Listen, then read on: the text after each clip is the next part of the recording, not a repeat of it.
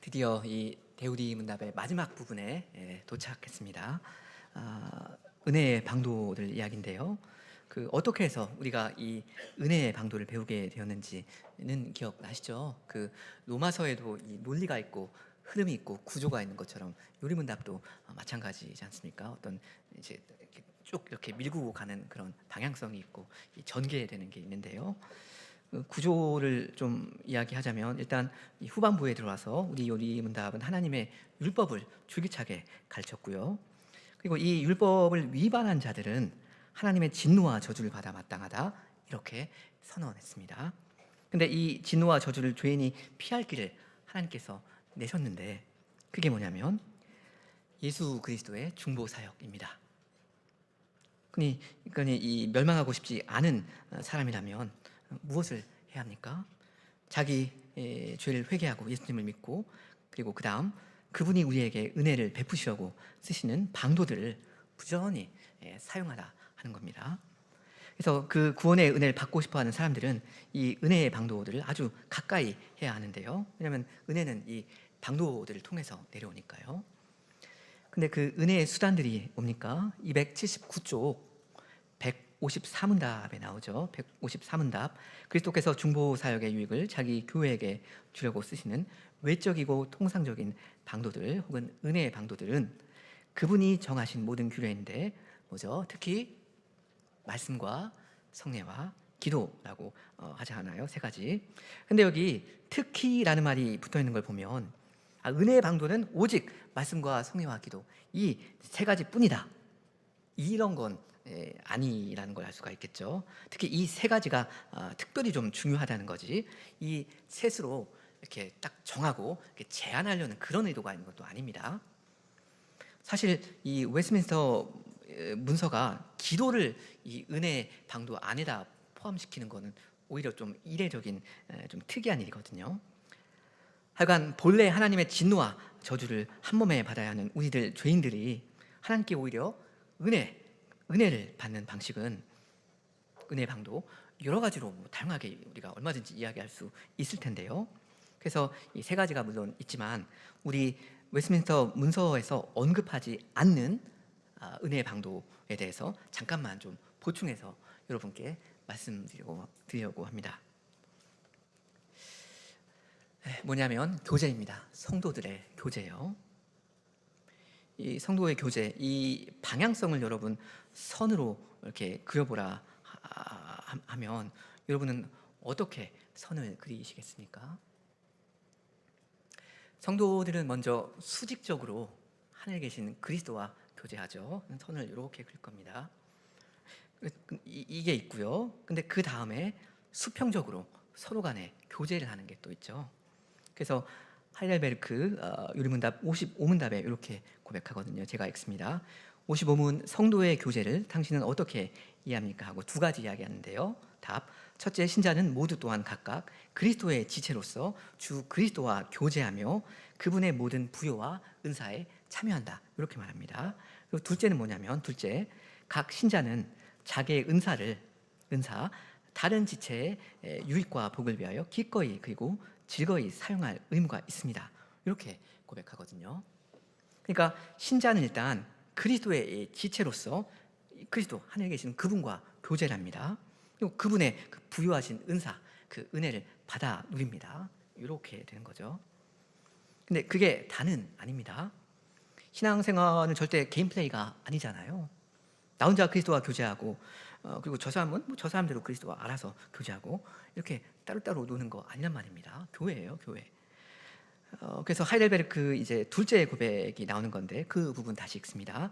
둘째, 각 신자는 자기의 은사를 받은 은사, 다른 지체의 유익과 복을 위하여 기꺼이 그리고 즐거이 사용할 의무가 있다. 이렇게 말한단 말입니다. 그러니까 성도는 자기가 그리스도께로부터 내려받은 은사 혹은 은혜를 자기 주변에 있는 형제들에게 나누어 줍니다. 선이 이렇게 여러 방향으로 가야겠죠. 이렇게 성도들은 서로에게 일종의 은혜의 통로 혹은 은혜의 매개체가 되는 측면이 있습니다.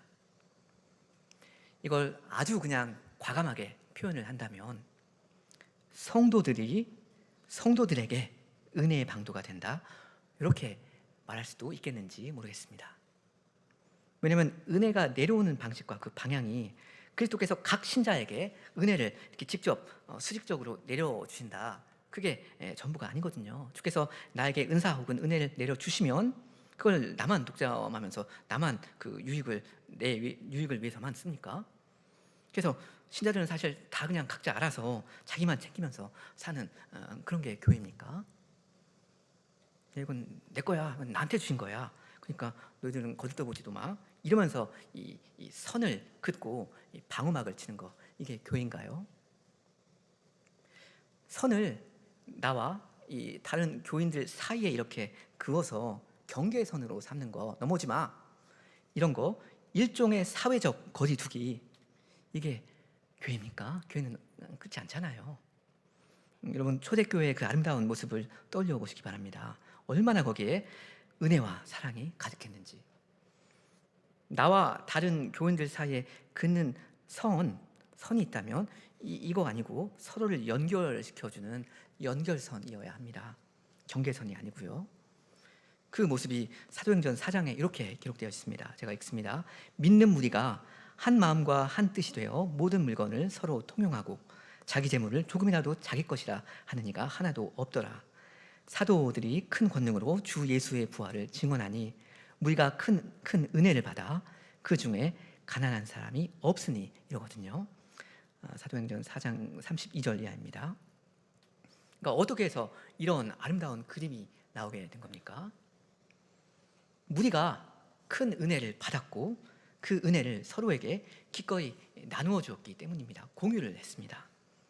원래는 이 가난한 성도들이 이제 있었는데 교회 안에 성도들의 희생적인 봉사가 있어서 하나님의 은혜가 모든 이에게 다 골고루 임해가지고 그늘진 곳이 없게 된 겁니다. 하나님의 그 따뜻한 태양이 모든 교인들한테 골고루 잘 비친 거예요.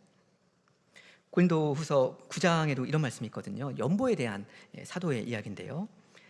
하나님이 능히 모든 은혜를 너희에게 넘치게 하시나니 이는 너희로 모든 일에 항상 모든 것이 넉넉하여 모든 착한 일을 넘치게 하게 하려 하심이라. 그러니까 주께서 그 자녀들에게 은혜를 주시는데 어느 정도 주시죠? 넘치게 주십니다. 애매하게 이거 좀 부족한데 그렇게 주시지 않아요. 풍성하게 주시는데 이건 우리가 서로를 넘치도록 섬길 수 있도록 하려고 처음부터 그렇게 하신 겁니다. 이런 방식으로 온 교회가 풍족하게 됩니다. 하나님의 은혜를 누립니다. 공유합니다. 하나님의 이 하늘의 은사가 이러한 방식으로 이 땅의 백성에게 임하는 것입니다. 이렇게 이 은혜가 수평적으로 퍼져나갑니다. 성도의 교제라는 게 물론 어떤 돈, 물질적인 거 이런 거에만 국한되는 건 아니죠. 말씀 사역자는 말씀을 주님께 받아서 강단에서 나누어 줍니다. 그러면 교우들은 점심을 같이 먹으면서 어떻게 하죠? 자기가 오늘 이제 오전 설교에서 깨달은 걸 겸손히 이렇게 나눌 수도 있을 겁니다. 그게 잘 되면 이런 말씀의 교제가 서로에게 참 격려가 되고 도전이 되고 위로가 되기도 하잖아요. 그리고 꼭 어떤 종교적인 이야기를 하지는 않더라도 그냥 일상적인 대화 중에서도 형제가 형제에게 건네는 어떤 따뜻한 말 한마디, 이게 얼마나 큰 위로와 힘이 됩니까? 사실 힘과 위로, 이건 궁극적으로는 하나님께로부터 내려오는 건데 이걸 우리 일상에서는 사실 종종 형제 자매들을 통해서 받기도 한단 말입니다. 형제 자매가 하나님의 말씀을 나에게 해요. 그럼 내가 위로를 받아요. 힘이 됩니다. 혹은 어떤 형제가 죄를 지을 때는 때때로 그걸 사랑의 마음으로 지적하고 회개를 권할 수도 있겠죠. 혹은 어떤 자매가 병에 걸리면 위에서 기도를 하기도 합니다. 이건 결국 다 천부께서 자기 자녀들을 돌보시고 이 생명의 길로 인도해 가신 건데요. 그 실무를 많은 경우에는 이 교우들이 서로를 위해서 수행합니다. 자기가 받은 걸 나누어주는 방식으로. 또 요즘 우리 교회는 네 분의 귀한 분들이 이 피아노 반주를 담당하고 있지 않습니까? 이 공예배와 이 수요 기도에 이 반주를 한다는 거 얼마나 이 긴장되는 일이 되겠습니까? 튈까봐 뭐 무섭고 그럴 거 아닙니까? 근데 이 짐을 이 네 분이 나누어서 짊어지고 있고요. 이분들의 이 은사 발휘 덕분에 우리가 하나님께 즐거이 이렇게 찬송을 부를 수 있잖아요. 그리고 뭐 교우들이 음식을 주일날에 준비하고 뭐 설거지를 이렇게 하는 거, 혹은 오후 예배 후에 교회당 청소를 하는 일이나 이런 굳은 일을 누군가가 말없이 맡아서 하니까, 그래서 우리가 덕분에 우리가 이만큼 교회를 이루고 있고 이만큼 단정하게 하나님을 예배하면서 살고 있단 말입니다. 우리가 매주일마다 함께 하나님을 예배할 수 있다는 사실은 누가 주신 은혜입니까? 당연히 말할 것도 없이 하나님의 은혜입니다. 우리 장로님께서 주일 오전 예배 끝나고 매번 그렇게 광고하시잖아요. 오늘도 하나님께 예배할 수 있도록 해주셔서 참 감사하다고요, 하나님께. 근데 이 예배를 통해서 우리의 믿음이 더 견고해지고 우리가 한 교회로서 더 완전한 대로 나아가고 있는데요. 다시 말하면 구원의 은혜를 받아 누리고 있는데요. 이 하나님의 은혜는 실은 성도들의 이 교제 가운데 성도들의 은사 공유를 통하여 내려집니다. 교회는 이렇게 세워져 갑니다. 은혜의 방도입니다. 에베소서 4장 16절 말씀입니다. 그에게서, 즉 머리이신 그리스도에게서 온 몸이 각 마디를 통하여 도움을 받음으로 연결되고 결합되어 각 지체의 분량대로 역사하여 그 몸을 자라게 하며 사랑 안에서 스스로 세우느니라. 당연히 은혜라는 건 주님께서 베푸신 겁니다. 그러니까 당연히 주님을 찬송하고 주님께 감사해야 하죠. 근데 이런 은혜가 하늘에서 그냥 수직적으로 뚝뚝 떨어지는 게 아니고요. 내 곁에 있는 성도들의 이 손길을 통해서 그 손길을 경유해서 임하기도 합니다. 그러니까 이 점에서 성도의 교제가 곧 은혜의 방도다라고 말할 수도 있을 겁니다. 그 은혜가 전달되는 그 방식을 따질 때 그렇다 하는 거예요. 그렇다면 우리는 이 성도의 교제를 그만큼 더 귀하게 여겨야 할 겁니다. 성도들을 그만큼 더 귀하게 여겨야 할 겁니다. 그리고 주께서 은혜 주신 만큼 기꺼이 즐거이 그 은혜를 갖다 성도들을 섬겨야 합니다. 죄인에게 구원의 은혜를 베푸신 하나님의 일에 내가 관여하고 참여할 수 있다는 건 엄청난 영광이고 특권일 텐데요. 우리가 다 각각 주님을 의지해서 이 일을 겸손히 잘 감당해야 합니다. 이걸 거꾸로 말한다면, 부정적으로 말한다면, 만일 여러분이 성도의 교제를 등한히 하고 교회와 거리를 두면서, 말하자면 다른 교우들과 이렇게 경계선을 그으면서 나만의 어떤 공간에서 산다면, 주께서 내게 은혜 주고자 하시는 그 자리를 그만큼 멀리하고 있다는 뜻이 될 거고요. 그러니까 스스로 빈약해지는 거죠. 궁핍해지는 겁니다. 그리고 내가 또 나로서 형제들에게 마땅히 나누어 줘야 하는 그 무엇을 그만큼 주지 않고 나 혼자 독차지하고 있다는 뜻도 될 겁니다. 그렇게 한다면 이건 좋은 일이 아닙니다. 신자는 그리스도의 지체이고요. 그러므로 그 몸된 교회의 유효한 지체로 살아야 합니다. 이 생명의 방식입니다. 우리는 남남 아니지 않습니까? 하나님의 가족이지. 서로 간에 이 경계선을 그을 것이 아니라 이 연결선을 계속 그리면서 베풀면서 공유하면서 사랑하면서 살아야 합니다. 자, 이만큼 우리 요리문답에는 사실 안 나오지만 은혜의 방도에 이것도 포함될 수 있겠다 할 만한 그 은혜의 방도 하나 다른 거 말씀드렸고요. 성도의 교제요. 사실 한 가지를 더 말씀드리고 싶기도 한데 이건 좀 시간 관계상 다음 기회로 미루려고 합니다. 뭐냐면 고난을 하나님께서 은혜의 방도로 쓰신다는 건데요. 이건 여러분께 일단 숙제로 드립니다. 혹시 기회가 되시면 오늘 오후 예배 끝나고 귀가하시면서 이 고생하는 거 그게 어떻게 은혜의 방도가 될 수 있는지 서로 간에 좀 토론을 해보셔도 좋겠습니다. 나에게 고난이 실제로 은혜로 임한 적이 있다면, 고난이 은혜가 된 적이 있다면 그 경험을 나눠보시면 그게 곧 또 아름다운 성도의 교제가 될 수 있겠다 싶습니다. 이제 5문답입니다. 함께 고백합니다. 155문 말씀이 어떻게 구원을 위하여 효력 있게 됩니까? 답.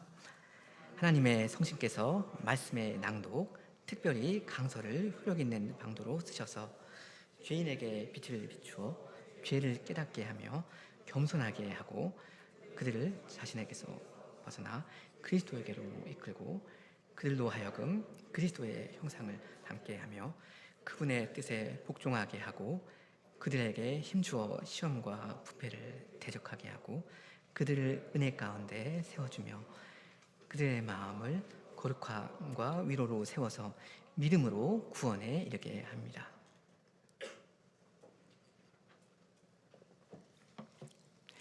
이 우리문답이 이야기하는 은혜의 방도 세 가지 중에서 가장 중요한 건 단연 말씀이라고 해야 할 건데요.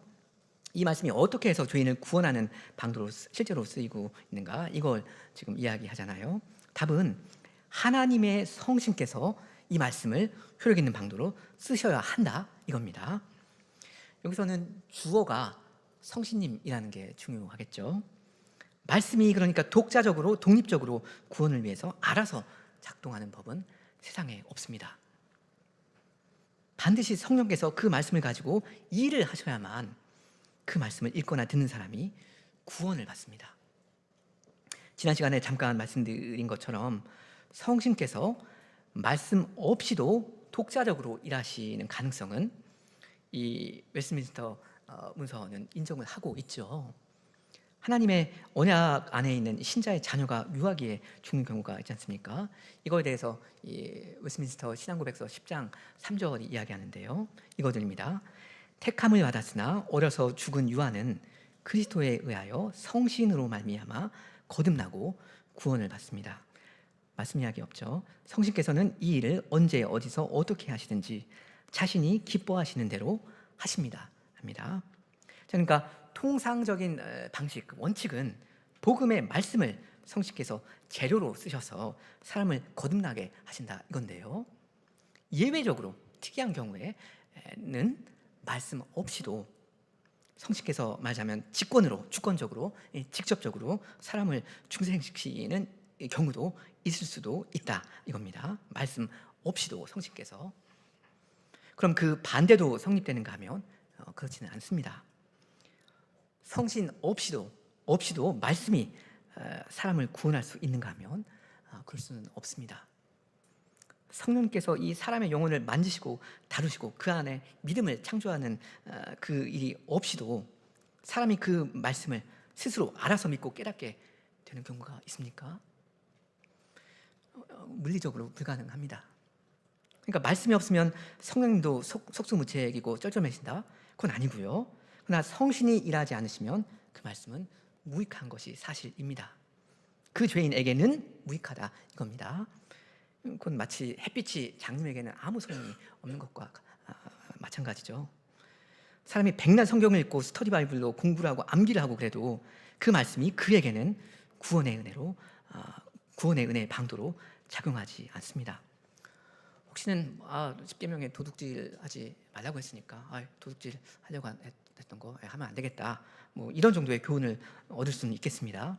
혹은 예수님이 남을 위해서 이렇게 희생하신 거 보면 나도 그 모범을 잘 따라야겠다, 남을 배려하면서 살아야겠다, 뭐 이런 이 깨달음, 이런 정도의 깨달음은 얻을 수 있을지도 모르겠습니다.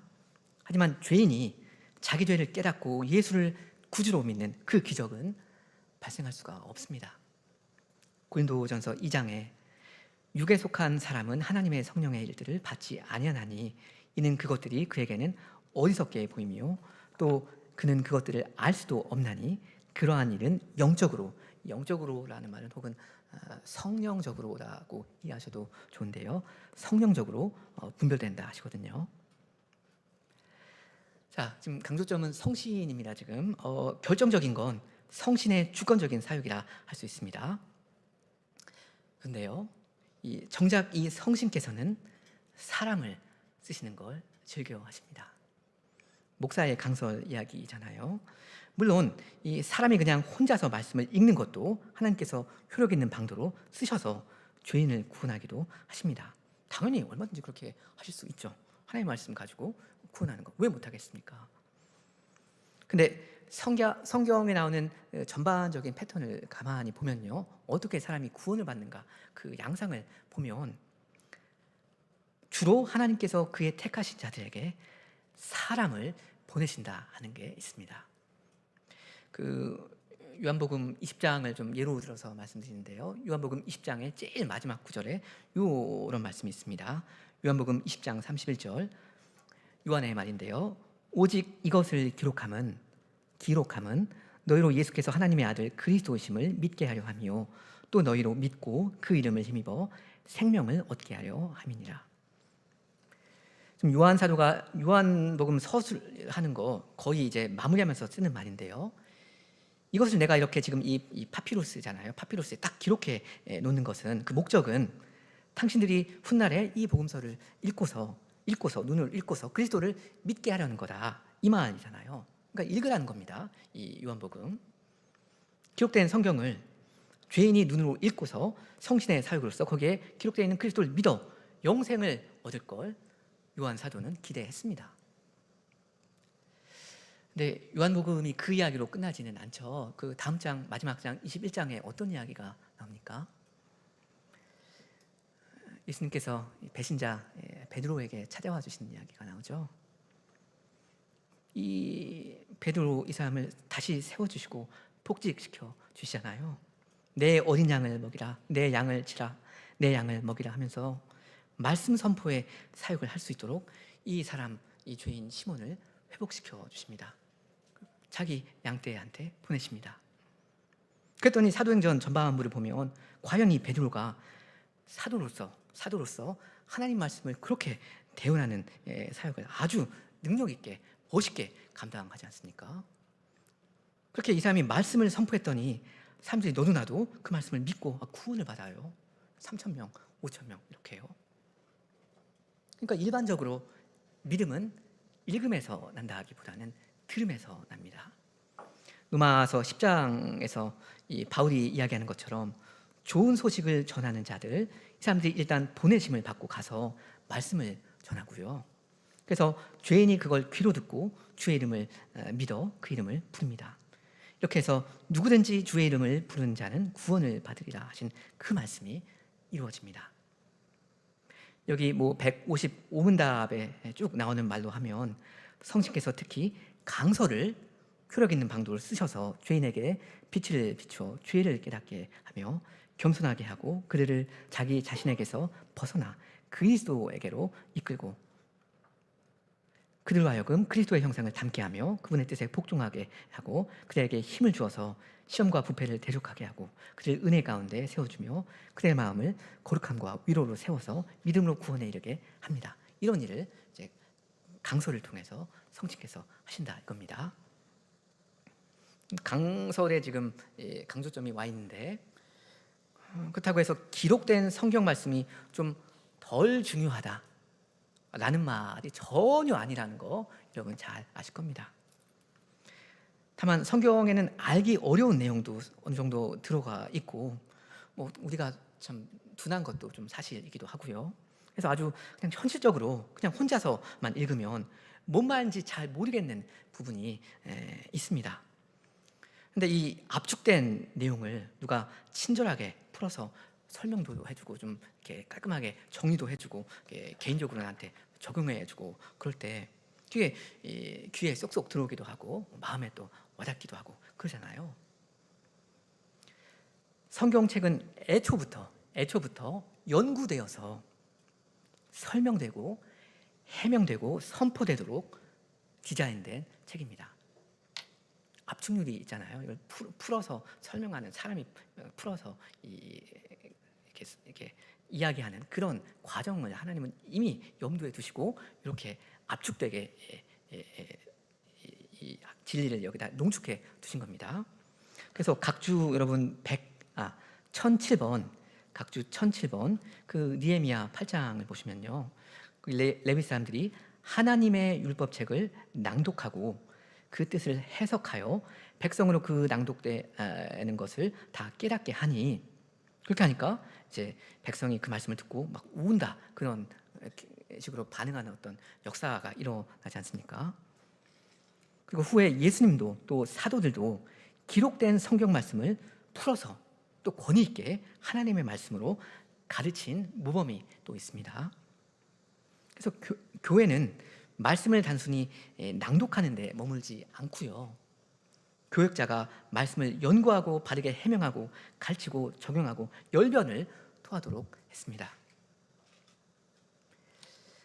살아있는 사람이 사람 대 사람으로서 인격 대 인격으로서 이렇게 말씀을 전하는 것, 설교하는 일이 얼마나 교회에 중요한지는 제가 최근에도 로마서 1장 앞부분을 이야기하면서 좀 말씀드린 적이 있습니다. 그 기억나십니까? 바울이 이 로마 교회 교인들한테 직접 찾아가서 얼굴 보면서 복음을 전하고 그들을 견고케 해주기를 원한다 그러잖아요. 그래서 이 강설의 중요성에 대해서는 이만큼 이야기하고요. 약간만 좀 다른 측면 하나를 좀 덧붙여서 이야기하고 싶습니다. 뭐냐면 하나님의 말씀을 하나님께 받아서 맡아 전하는 자를 목사에게만 제한할 필요는 없다는 겁니다. 교회의 직분자가 공적으로 말씀을 바르게 잘 전하는 건 말할 수 없이 좀 결정적으로 중대한 일인데요. 그리고 이건 제가 최근에도 말씀드렸고요. 근데 그렇다고 해서 말씀 전파의 일을 소위 평신도들은 할 필요가 없다, 혹은 심지어 해서는 안 된다, 이렇게 말해버린 것은 근거가 없습니다.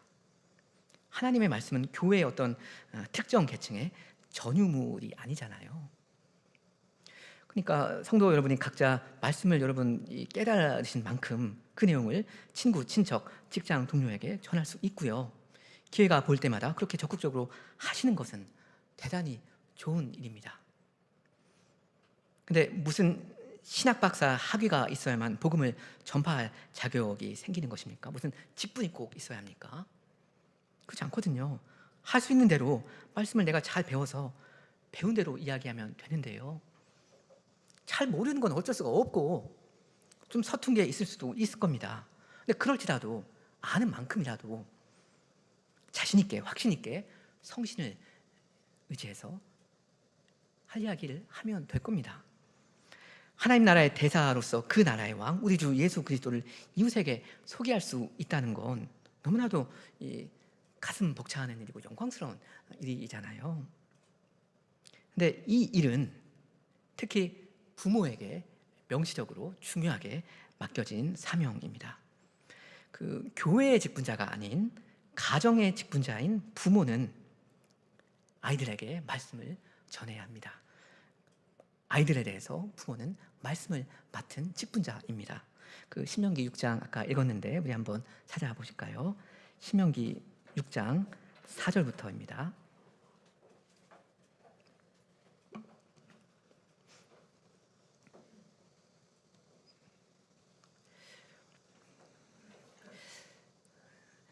사절, 이스라엘아 들으라, 우리 하나님 여호와는 오직 유일한 여호와이시니 너는 마음을 다하고 뜻을 다하고 힘을 다하여 내 하나님 여호와를 사랑하라. 오늘 내가 네게 명하는 이 말씀을 너는 마음에 새기고. 그러니까 먼저 부모가 말씀을 들어야 하겠죠.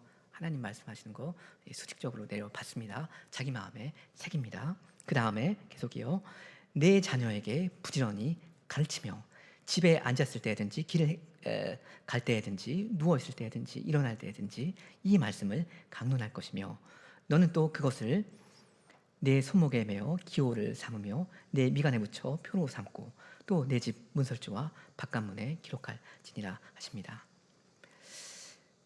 아까 성도의 교제라고 이야기하면서 말씀드린 이 두 가지 이 선 비슷한 이야기입니다. 여기 7절에 내 자녀에게 부지런히 가르치며라고 했는데요. 여기 가르치며라고 번역된 이 단어, 가르치며, 가르친다, 이렇게 이해해도 좋습니다. 그게 틀린 게 아니고요. 근데 원뜻은 반복한다 하는 말입니다. 반복한다 하는 이야기예요. 그래서 어떤 번역본은 이제 반복해서 읽는다라는 의미에서인지 낭독한다 이렇게 옮기기도 했습니다. 이 가르친다는 말을요. 그 다음 제일 7절 제일 끝에 이 말씀을 강론할 것이며 이렇게 돼 있잖아요. 강론으로 이렇게 번역을 했는데 요거는 제가 보기에는 약간 조금 아쉬운 면이 있습니다. 강론을 하라 이렇게 번역을 해 놓으니까 진짜 무슨 신학 박사나 석사 학위 하나쯤은 있어야만 이걸 교수가 뭐 대학교에서 뭐 신학대학원에서 강의를 하듯이 멋있게 권위 있게 해석을 할 수 있겠다 이렇게 오해할 수가 있는데요. 근데 사실 여기 강론이라고 번역된 말, 이 말은 히브리어에서 가장 기본적으로 말한다라는 그 뜻입니다. 영어로 따지자면 talk입니다. talk, T-A-L-K, talk about이에요. 그래서 이 영어 번역본 보면 이 강론 이 부분을 실제로 talk about으로 이렇게 옮겼거든요. 여러분 talk about 아시죠? 그러니까 지금 언약의 하나님 여호와께서 부모 되신 여러분들을 직분자로 세우시고 말씀을 여러분에게 맡기시고 그 부모를 그 귀한 자녀들을 여러분에게 맡기시면서 무엇을 요구하시는 겁니까? 두 가지가 나왔죠. 일단 자녀에게 성경책을 부지런히 읽어주라 하는 겁니다. 반복적으로. 이 뭐 레위기나 요한계시록 이런 난이도가 좀 있는 그런 건 일단 약간 미뤄두시고요. 뭐 창세기에 나오는 요셉 이야기, 뭐 최근에 우리가 매일 성경 읽기에서 읽은 거 요한복음, 예수님 이야기 이런 걸 갖다 주구장창 읽어주라 하는 것입니다. 반복적으로 이렇게 지치지 않고 읽어줘야 하고요. 그 다음에는 두 번째가 뭐였습니까? 그 말씀을 단순히 읽어주는데 그치는 것이 아니라 설명을 좀 곁들여라 하는 거예요. 읽은 그 말씀을 가지고 talk about을 하라는 겁니다. 그렇게 한번 해보라는 거예요. 아이들이 그 수준에서 이해할 수 있는 방식으로 귀에 이게 쏙쏙 들어가게끔 재미있게 손짓발짓 해가면서 말씀에 이 부모가 나름대로 살 좀 붙여보라는 겁니다. 야, 너는 이 말씀에서 무슨 생각이 나니? 넌 어떻게 생각하니? 뭐 이렇게 물어보기도 하고 주거니 받거니 하면서 talk about을 하라는 겁니다. 집에 앉았을 때든지 길을 갈 때든지 누워 있을 때든지 일어날 때든지 하여튼 간에 기회가 날 때마다 수시로 계속 그렇게 하는 겁니다. 그러니까 강론이라는 단어를 딱 보고 굉장히 이제 부담을 가지실 수가 있겠는데 뭐 겁먹고 그러실 필요 없습니다. 당장 무슨 세련되고 완성도 있는 신학 강의를 하라는 건 아닙니다. 엄마의 설명이 가끔씩 좀 미숙할 수도 있겠죠. 아빠도 모르는 게 좀 있어가지고 좀 실수도 하는 것도 있을 겁니다. 근데 그래도 괜찮습니다. 그것이 어떤 결정적이고 치명적인 뭐 문제를 일으키고 그러지는 않습니다. 하나님의 말씀은 부모의 부족에 매이지 않습니다. 하나님의 말씀은 살아있고 운동력이 있어서 좌우의 날선 어떤 검보다 예리합니다.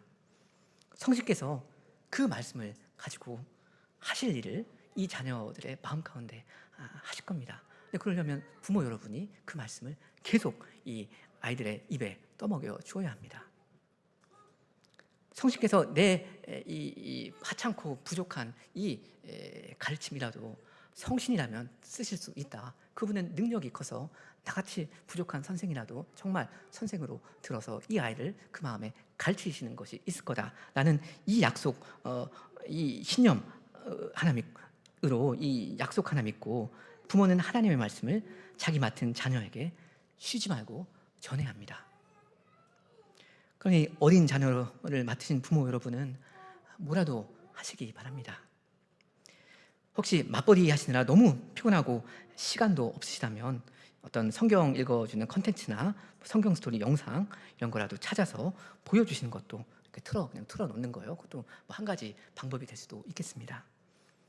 이 말은 뭐 유튜브나 이런 데 있는 영상 내용에 아무런 하자가 없다라는 뜻은 전혀 아니고요. 안 하는 것보다 하는 것이, 이렇게라도 하는 것이 훨씬 더 낫다 하는 겁니다. 어떤 역기능을 염려해가지고 아무것도 안 하고 가만히 있는 것은 썩 좋은 태도는 아닐 겁니다. 이 불신과 세속의 물결이 쓰나미처럼 우리 아이들을 덮치고 있는 이 마당에 아무것도 안 하고 있는 것보다는 뭐라도 일단 부지런히 하면서 하나님께 은혜를 구하는 것이 맞을 겁니다. 마지막으로 156문답을 간략하게만 봅니다. 우리 고백하시죠. 156문 하나님의 말씀을 모든 사람이 읽어야 합니까? 답. 모든 사람이 공적으로 회중에게 말씀을 낭독하도록 허락된 것은 아니지만 누구든지 각자 이 목적을 위하여 성경은 원어에서 자국어로 번역되어야 합니다. 여기 답의 처음 부분에서 우리 요리문답이 말하는 취지는 원칙적으로 말씀 사역자만 이 공예배에서 성경 낭독을 하도록 허락되어야 한다는 말인 것 같습니다. 이 목사가 부재 중인 특수한 경우에만 뭐 장로나 집사가 예외적으로 대신 성경 낭독을 할 수 있다고 이분들은 이해를 한 것 같습니다. 근데 말씀을 공적으로 낭독하는 건 사실 말씀을 공적으로 가르치는 것과는 동일한 것은 또 아니잖아요. 하여간 근데 웨스민스터 이 신학자분들은 말씀 낭독도 꽤나 보수적으로 좀 조심스럽게 대한 것 같습니다. 그 다음 283쪽 둘째 줄 보시면 성경이 번역되어야 한다고 하죠. 너무나도 당연한 말입니다.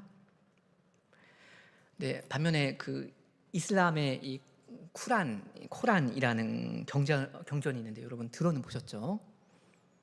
그 이슬람 거기 사람들은 뭐라고 하냐면 거기 사람들은 코란을 번역하는 걸 부정적으로 본다고 해요. 그러니까 번역된 코란은 코란이 아니다라고 그 사람들은 말합니다.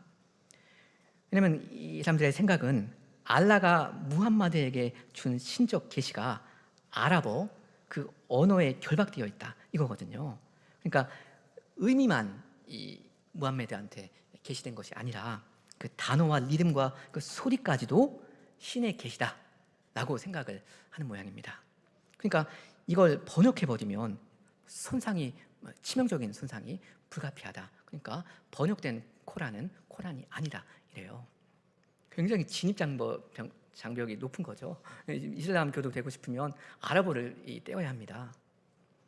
근데 반면에 우리 기독교에서는 하나님의 말씀이 이 세상 모든 언어로 모든 민족들에게 반드시 전달되어야 한다고 봅니다. 번역을 해야 하는 거죠. 이건 지상명령을 교회가 수행하는 중요한 일이고요. 이건 다른 게 아니라 하나님의 찾아가심입니다. 하나님께서는 야 너희들 구원받고 싶으면 일단 히브리어와 헬라어 배워. 그래야 말씀을 들을 자격이 있어. 이러지 않으십니다. 각 족속이 그들이 있는 그 자리로 친히 하나님께서는 친절히 내려가 주십니다. 그리스도의 그 찾아가심은 물론 그 몸된 교회가 대행을 하죠. 물론 한 언어를 다른 언어로 번역하면 가끔씩 어떤 발생하는 실수나 약간의 왜곡 이런 것은 불가피한 측면이 없지 않아 있는 것이 사실입니다. 근데 그럴지라도 그런 위험을 감수하고 가는 것입니다. 그리고 무슨 여러분 성경 얼마나 번역이 잘 되어 있습니까? 어떤 치명적인 결함이 있고 오역이 있고 그렇진 않거든요. 하나님의 말씀은 매이지 않습니다. 번역된 말씀도 하나님의 말씀입니다. 여러분 손에 들고 계시는 이 책 하나님의 말씀입니다. 부지런히 읽고 믿고 순종하셔야 합니다. 그렇게 하시기 바랍니다. 그래서 하나님의 은혜를 여러분이 늘 풍성하게 받아 누리고 또 나누어주는 여러분이 다 되시면 좋겠습니다. 그런 교회로 우리가 함께 전진하면 좋겠습니다. 함께 기도하시겠습니다.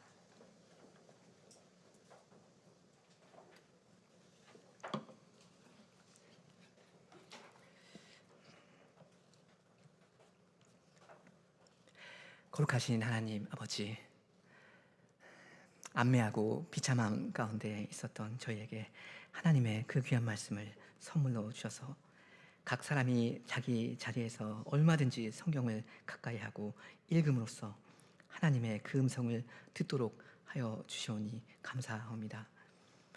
또한 교회 공적 예배에서도 하나님의 말씀이 낭독되고 선포되게 하사 저희가 하나님의 말씀을 또한 저희 귀로 듣고 구원과 완성에 이르도록 하여 주시오니 이 은혜 감사합니다.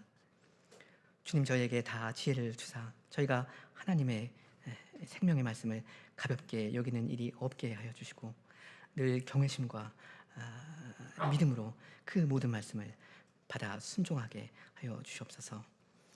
가정에서나 교회에서나 주님의 말씀을 써서 역사하시는 성신의 은혜를 저희가 다 풍성하게 누릴 수 있도록 하여 주시옵소서.